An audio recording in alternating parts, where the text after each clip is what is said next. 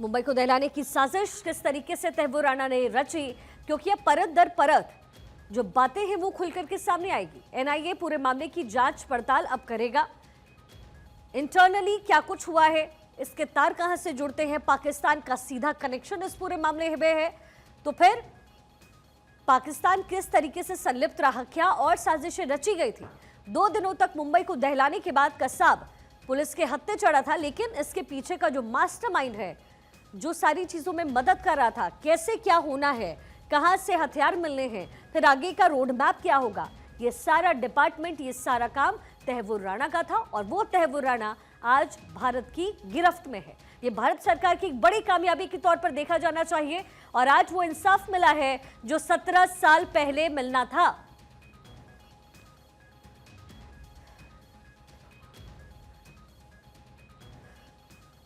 गौरव मिश्रा मेरे सहयोगी इस समय पालम एयरपोर्ट पे उनकी मौजूदगी है और एनआईए हेडक्वार्टर्स के बाहर इस समय इंदर मौजूद है। गौरव, सबसे पहले आपके पास आते हुए इस समय वहां पर क्या हलचल हो रही है, कितना वक्त और बताया जा रहा है और फिर आगे किस दिशा में ये जो कार्रवाई है बढ़ेगी, यानी यहाँ से तहव्वुर को कहाँ लेकर जाया जाएगा? सबसे पहले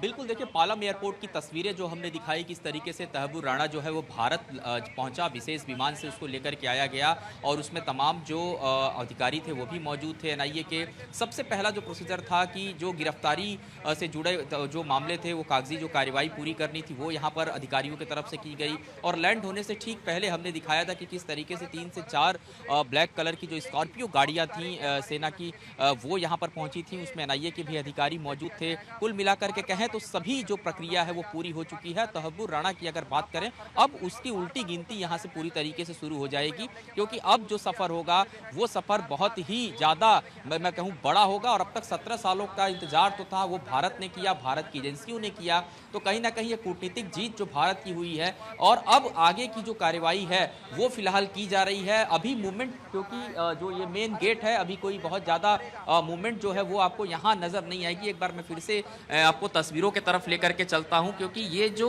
एयरपोर्ट है सुरक्षा के लिहाज से बहुत ज़्यादा सुरक्षित एयरपोर्ट है।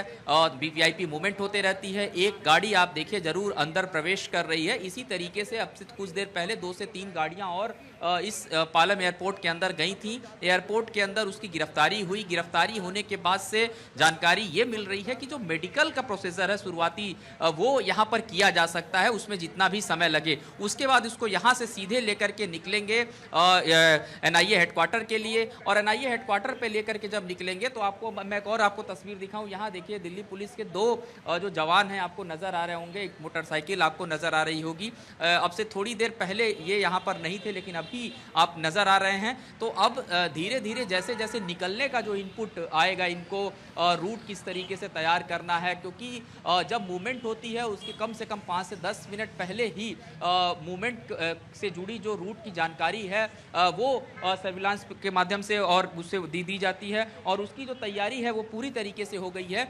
यानी कि अगर बात करें इस पूरे यहाँ पालम एयरपोर्ट से और एनआईए हेडक्वार्टर तक की बात करें तो पूरी तरीके से वेल सिक्योर जो ग्रीन कॉरिडोर है उसको तैयार किया गया है। और इसमें जो गाड़ियाँ रहेंगी, जो तहव्वुर राणा जिस गाड़ी में रहेगा, बुलेट प्रूफ गाड़ी है, कमांडोज की तैनाती भी इसके साथ साथ में की गई है। और उसके साथ जो गाड़ियों का काफिला निकलेगा वो पूरा सीधे निकल के एनआईए हेडक्वार्टर की तरफ जाएगा। अब अगर बात करें इस पूरे मामले पे, चूंकि एनआईए में भी पूछताछ की तैयारी है, लंबा सवाल जवाब किया जाएगा। उसके ठीक पहले जो गिरफ्तारी का प्रोसीजर है वो यहाँ पर पालन किया जा रहा है। तो ये कह सकते हैं कुल मिला के कि अब वो कुछ ही घंटों का नहीं बल्कि कुछ मिनटों का ही समय बचा है कि जब यहाँ से उसको लेकर के जो टीम है वो रवाना होगी। और उसके बाद से पटियाला हाउस कोर्ट की बात करें तो पटियाला हाउस कोर्ट के बाहर वैसे भी सुरक्षा व्यवस्था हमेशा रहती है, लेकिन आज चूंकि सुरक्षा व्यवस्था और बढ़ा दी गई है, क्योंकि ये देश का मोस्ट वांटेड आतंकी है जो भारत आया है। और निश्चित तौर पे अगर आप देखिए इस पूरे प्रकरण के बाद से पाकिस्तान जो है अभी से सफाई देते हुए नजर आ रहा है कि पाकिस्तानी जो विदेश मंत्रालय, उनका कई तरीके का बयान आ चुका है। उन्होंने ये भी कह दिया कि वो तो 20 साल से यहाँ पाकिस्तान कभी आया नहीं, किसी तरीके का कोई ट्रांजेक्शन नहीं, कोई कागजी कार्रवाई, कोई एक्टिवेशन नहीं, ये कनाडाई नागरिक है। तो इस तरीके के बयान अभी आ रहे हैं, लेकिन जब पूछताछ की प्रक्रिया शुरू होगी तो 26/11 जो हुआ था उसमें कौन कौन से लोग शामिल थे, क्योंकि इतना आसान नहीं था महज एक पानी के रास्ते आकर के और सीधे ताज पर अटैक कर देना। तो उसमें किस तरीके का ये पूरा एक रोड मैप तैयार किया था, मास्टरमाइंड चूंकि ये है तो ये सारी बातों को बेहतर तरीके से बताएगा और उसको लेकर के एनआईए ने भी जो सवाल जवाब है वो तैयार कर लिए हैं। तो बस अब कुछ ही मिनटों का समय, जब पालम एयरपोर्ट से जो कॉन्वॉय है वो निकलेगा। देखिए मैं जिस गाड़ी की बात कर रहा था लगातार आपसे, एक जो वाहन आपको गेट पे यहाँ सामने ये देखिए शिखा, ये तस्वीरें मैं आपको दिखा दूं, एक गाड़ी, यही गाड़ियां 3 अंदर गई थी, लेकिन अभी एक गाड़ी जो है ये सामने अब उन्हीं में से एक जो गाड़ी नजर आ रही है। तो क्या ये देखना होगा कि जो मूवमेंट है वो होगा आपसे थोड़ी देर बाद, क्योंकि अभी तो फिलहाल रोड जो है ये चल रहा है, लेकिन जैसे ही मूवमेंट होगा तुरंत मैं आपको बताऊंगा कि किस तरीके से आगे। और ये जो तैयारी है वो लगभग दोपहर से ही यहाँ पर पूरी कर दी गई है, क्योंकि एक लंबा इंतजार है गौरव, जैसा कि आपने बताया भी है। पूजा और इंदर इस समय एनआईए हेडक्वार्टर्स के बाहर मौजूद हैं। इंदर जरा ये बताइए, क्योंकि देखिए एक तो गौरव तस्वीरें दिखा रहे हैं, जैसे ही काफिला निकलेगा जाहिर है आप तक भी सूचना पहुंचेगी, लेकिन एनआईए इंटरनली इस समय क्या कुछ तैयारी कर रही है? देखिए एनआईए हेडक्वार्टर के बाहर इस वक्त थोड़ा बहुत जो मूवमेंट है वो देखने को मिलेगा। आप देखिए उस साइड, अगर मैं श्रवण से कहूँगा आपको एक बार दिखाएं तो आप देखिए जो दिल्ली पुलिस के जो आला अधिकारी हैं वो खुद एनआईए हेडक्वार्टर के बाहर हैं। आप देख सकते हैं यहाँ पर एक कह सकते हैं कि जो यहाँ पर अर्धसैनिक बल हैं उनको तैनात किया गया है। अब उनकी ब्रीफिंग करने की भी तैयारी की जा रही है, क्योंकि देखिए इंडिया का जो मोस्ट वांटेड तहव्वुर राणा है उसको लेकर एनआईए की टीम भारत पहुंच चुकी है। और तस्वीरों में आप देख सकते हैं दिल्ली पुलिस के जो आला अधिकारी हैं इस वक्त एनआईए हेडक्वार्टर के बाहर आपको यहां पर गश्त करते हुए साफ तौर से दिखाई दे रहे हैं। और सबसे बड़ी बात यह है कि देखिए फिजिकली सूत्रों से पता चल रहा है कि फिजिकली तहव्वुर राणा को पटियाला हाउस कोर्ट में पेश किया जाएगा। पूजा लगातार हमारे साथ हैं।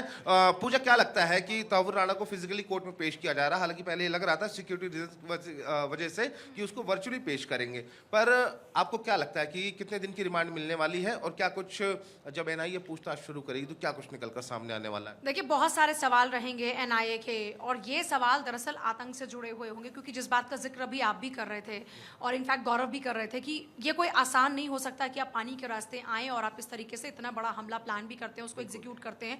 और सोचिए 170 लोगों की जान चली जाती है, कोई छोटा आंकड़ा नहीं था। और इस तरीके से एक के बाद एक कई धमाके करना, लोगों को पूरा कैप्चर कर लेना, इतना मतलब दहशत का माहौल, बड़ा मैस्केयर था। ऑब्वियसली ये कोई आसान काम नहीं था। तो जाहिर तौर पर बहुत सारे ऐसे राज अब खुलेंगे जिनका इंतजार लगातार भारत की हर एक आबादी में हर एक शख्स कर रहा था कि आखिर इस पूरे प्लान को एग्जीक्यूट कैसे किया गया। दूसरा ये कि कहां पर वो लूज पॉइंट्स हैं देश में जिनके जरिए ऐसे लोग आते भी हैं और ऐसे आतंकियों की एंट्री भी कराते हैं और इस तरह से इतना बड़ा हमला हो जाता है। हालांकि आज हालात बहुत बदल गए हैं, लेकिन उस वक्त पे कौन कौन वो लोग थे उनको पता लगाना बड़ा जरूरी हो जाता है। इंदर, देखिए पूजा, एनआईए ने प्रेस रिलीज भी जारी कर दी है और साफ तौर से उन्होंने कहा कि काफी लंबा समय लगा है और अब पटियाला हाउस कोर्ट में अब से कुछ ही देर में पेशी होने वाली है। मुझे ऐसा लगता है कि देखिए जो एजेंसीज के पास बहुत कुछ है, बहुत कुछ सबूत थे उनके पास, जिसकी वजह से ये प्रत्यर्पण हो पाया है ना।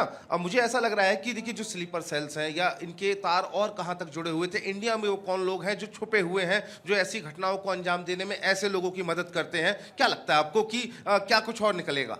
और देखिए जाहिर तौर पर बहुत कुछ निकलने की उम्मीद है, लेकिन फिलहाल क्योंकि हम अपने दर्शकों को लगातार तस्वीर दिखा रहे हैं, जैसे हमने दिखाई भी कि अधिकारी इस वक्त गश्त करते हुए नजर आ रहे हैं। और सिक्योरिटी पर्पज से अगर हम देखें तो हमने देखा लगातार किस तरह से स्वाट टीम की बात करते हैं, एनएसजी कमांडोज की बात करते हैं। यहाँ पर अगर बात है सीआरपी, हम देख रहे हैं सीआरपी जो फोर्सेज है उनको डिप्लॉय किया गया है। दिल्ली पुलिस के तमाम जो जवान है, इसके अलावा स्पेशल कमांडोज दिल्ली पुलिस के जिनको हम देख रहे थे उनकी भी तैनाती यहाँ पर की गई है। तो ये माना जा रहा है कि कोर्ट में पेशी होगी और जिस रिमांड का आप जिक्र करें, मुझे लग रहा है कि कम से कम 15 से 20 दिन की रिमांड तो ली ही जाएगी, जिसमें पूछताछ तहव्वुर राणा से होने वाले, क्योंकि इतने सारे राज हैं और उन पर से पर्दा उठना बहुत जरूरी भी है, क्योंकि ये देश का अपराधी है, पूरे देश का अपराधी है। मतलब इस वक्त की अगर बात करते हैं 125 करोड़ से ज्यादा की आबादी देश में है और हर इंसान ये जानना चाह रहा है कि आखिर इस साजिश में कौन कौन शामिल था।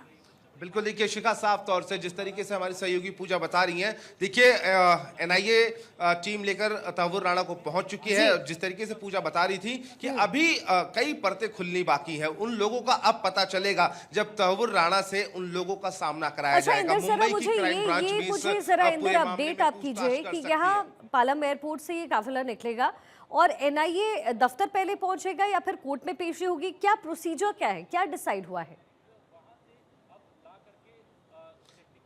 देखिए प्रोसीजर की अगर हम बात करें, देखिए पहले सूत्रों से ये पता चल रहा था कि वर्चुअली उसको कोर्ट में पेश किया जाएगा, सीधे पालम से एनआईए के हेडक्वार्टर जो ठीक मेरे पीछे आपको दिखाई दे रहा है, यहां पर उसे लाया जाएगा, उसका मेडिकल एग्जामिनेशन होगा, उसके बाद उसको कोर्ट में पेश किया जाएगा। फिर एनआईए इस पूरे मामले में जज के सामने जब तहव्वुर राणा को पेश करती तो रिमांड कितने दिन की मिलती है एनआईए को, ये दिलचस्प चीज है। और ये देखना है कि अब वर्चुअली नहीं पेश किया जा रहा है, सूत्र ये बता रहे हैं कि पटियाला हाउस कोर्ट में उसको फिजिकली पेश किया जाएगा। वकील और जजों की जो टीम है, सूत्र बता रहे हैं कि वहां पर पहुंच चुके हैं और अब से कुछ ही देर में उसको वहां पर पेश कर दिया जाएगा।